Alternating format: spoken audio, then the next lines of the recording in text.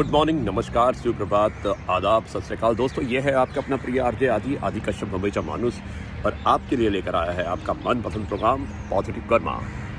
दोस्तों, हंसते हुए लोगों की संगत इत्र की दुकान की तरह होती है। कुछ ना खरीदो तो भी उनकी हंसी आपकी रूह को खुशबू दे ही जाती है। आरजे आदि कश्यप मुंबईचा माणूस। आज है एपिसोड नंबर 302। शनिवार का दिन है, वीकेंड है और आज की जो दिनांक है वो है 6 मार्च। दोस्तों, आरजे आदि विशेष कुछ अलग हो जाए आज मैं आपको एक बहुत ही विशेष बात बताने वाला हूं जिसमें पिता और पुत्र के बारे में है, क्योंकि पिता और पुत्र की जोड़ी भी बड़े कमाल की जोड़ी होती है। मैं बताना चाहता हूं पिता और पुत्र के बीच की जो जोड़ी है ये किस तरह की होती है, इसे ध्यान से सुनिएगा। आरजे आदि विशेष कुछ अलग हो जाए। पिता पुत्र की जोड़ी। दुनिया के किसी भी संबंध में अगर सबसे कम बोलचाल है तो वो है पिता पुत्र की जोड़ी में। एक समय तक दोनों अनजान होते हैं एक दूसरे के बढ़ते शरीरों की उम्र से, फिर धीरे धीरे एहसास होता है हमेशा के लिए बिछड़ने का। जब लड़का अपनी जवानी पार कर अगले पड़ाव पर चढ़ता है तो यहां इशारों से बातें होने लगती हैं, या फिर इनके बीच मध्यस्थ का दायित्व निभाती है मां।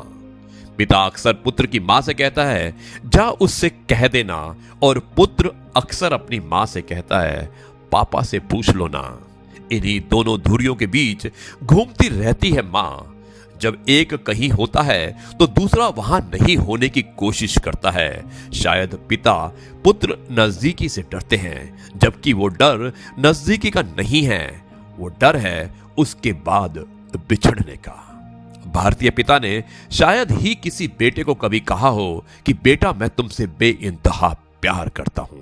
पिता के अनंत रौद्र का उत्तराधिकारी भी वही होता है, क्योंकि पिता हर पल जिंदगी में अपने बेटे को अभिमन्यु सा पाता है।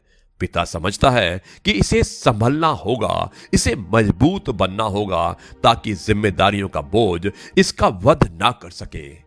पिता सोचता है जब मैं चला जाऊंगा इसकी मां भी चली जाएगी, बेटियां अपने घर चली जाएंगी, तब रह जाएगा सिर्फ ये जिसे हर दम हर कदम परिवार के लिए, आजीविका के लिए, बहू के लिए, अपने बच्चों के लिए चुनौतियों से, सामाजिक जटिलताओं से लड़ना होगा।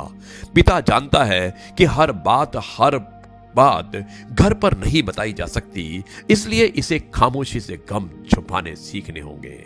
परिवार के विरुद्ध खड़ी हर विशालकाय मुसीबत को अपने हौसले से छोटा करना होगा। ना भी कर सके तो खुद का वध करना होगा। इसलिए वो कभी पुत्र प्रेम प्रदर्शित नहीं करता।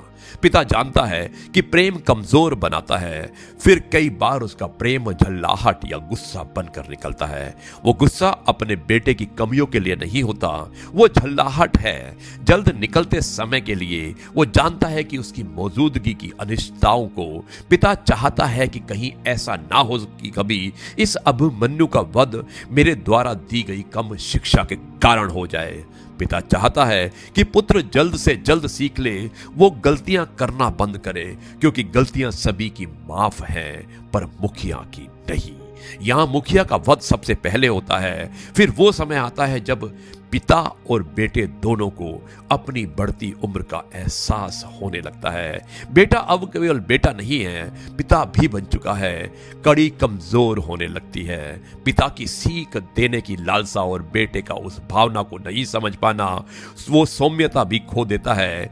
यही वो समय होता है जब बेटे को लगता है कि उसका पिता गलत है। बस इसी समय को समझदारी से निकालना होता है, वरना होता कुछ भी नहीं है। बस बढ़ती झुर्रियां और बूढ़ा होता है शरीर, जल्द बीमारियों को घेर लेता है। फिर सभी को बेटे का इंतजार करते हुए मां तो दिखती है, पर पीछे रात भर जागा पिता नहीं दिखता। पिता की उम्र और झुर्रियां बढ़ती जाती है। ये समय का चक्र है। जो बूढ़ा होता शरीर है, बाप के रूप में उसे एक और बूढ़ा शरीर झांकता है आसमान से, जो इस बूढ़े होते शरीर का बाप है। कब समझेंगे बेटे, कब समझेंगे बाप, कब समझेगी दुनिया, ये इतने भी मजबूत नहीं। पता है क्या होता है उस आखिरी मुलाकात में, जब जिन हाथों की उंगलियां पकड़ पिता ने चलना सिखाया था, वही हाथ लकड़ी के ढेर पर पड़े पिता को लकड़ियों से ढकते हैं, उसे तेल से भिगोते हैं और उसे जलाते हैं। ये कोई पुरुषवादी समाज की चाल नहीं है, ये सौभाग्य भी नहीं है, ये बेटा होने का सबसे बड़ा अभिशाप है। ये होता है, होता रहेगा और होता चला जाएगा। जो नहीं हो रहा है और जो हो सकता है वो ये है कि हम जल्द से जल्द कहना शुरू कर दें, हम आपस में कितना प्यार करते हैं। हे मेरे महान पिता, मेरे गौरव, मेरे आदर्श, मेरे संस्कार, मेरे स्वाभिमान, मेरे अस्तित्व, मैं ना तो इस क्रूर समय की गति को समझ पाया और ना ही आपको अपने दिल की बात कह पाया। दोस्तों, ये थी कविता। ये कविता आपको कैसी लगी आप मुझे जरूर लिखिएगा। मैं हूं आपका अपना प्रिय आरजे आदि कश्यप, मुंबईचा माणूस। दोस्तों, अब मैं इस कार्यक्रम को यहीं पर समाप्त करता हूं और कल आपसे एक बार फिर मुलाकात होगी एक नई कहानी, नए किस्से और नई बातों के साथ। तब तक के लिए आपका अपना प्रिय आरजे आदि आपसे कहता है नमस्कार, जय हिंद, वंदे मातरम, भारत माता की जय और जय जवान जय किसान।